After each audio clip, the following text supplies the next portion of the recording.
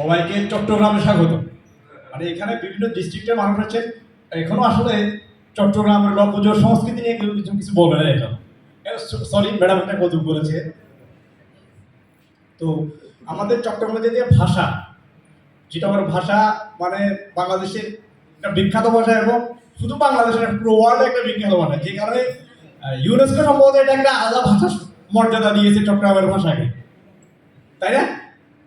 এবং এই চট্টগ্রামে অনেক জ্ঞানী গুণীজন আছেন। তার মধ্যে আমি যদি মধ্যযুগ থেকে ধরি, কবি আলাউল, দৌলতুদ্দিন বাহারাম খান, আর এরপরে যদি ধরি কবি আল রমেন সিং, এরপরে আছে ডক্টর আহমেদ শরীফ, বর্তমান কালে যদি আমি ধরি সলিমুল্লাহ খান, যিনি বিশিষ্ট বুদ্ধিজীবী বাংলাদেশের বয়সকালে মানুষ।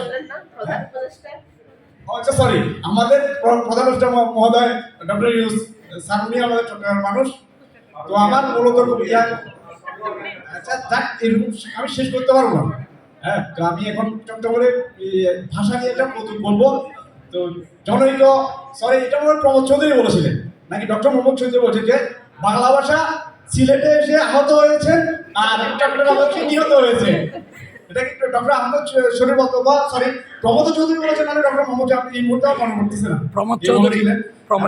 চট্টগ্রামের ভাষা গালির মধ্যে একটা কি, গালিটা একটা বড় ধরনের ভাষা, জিও নিচা এমনি একটা গালি দেয়, মানে চট্টগ্রামের গালির মধ্যে একটা ছন্দ আছে, গালির একটা ঐতিহ্য, অন্য অন্যভাবে নেবেন না। তো আমি এখন চট্টগ্রামের ভাষা নিয়ে একটা কৌতুক করবো। সেটা হচ্ছে যে চট্টগ্রামের খুব গহীন এরিয়ায় আপনার একটা শিক্ষক ক্লাসে পড়াচ্ছেন।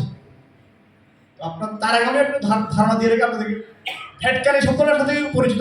ভেটকানো, ভেটানো মানে কোনো কিছু আলোকিত ফুটি ওটাকে ভেটকানো বলে চিটাগাং আঞ্চলিক ভাষায়। এটা ফুল যদি ফোটে, এই ফুল তো ভেটে দিয়ে।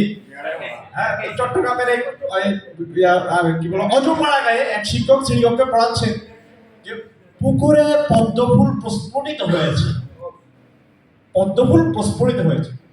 তো পিছন থেকে ছাত্র তারা বলল, স্যার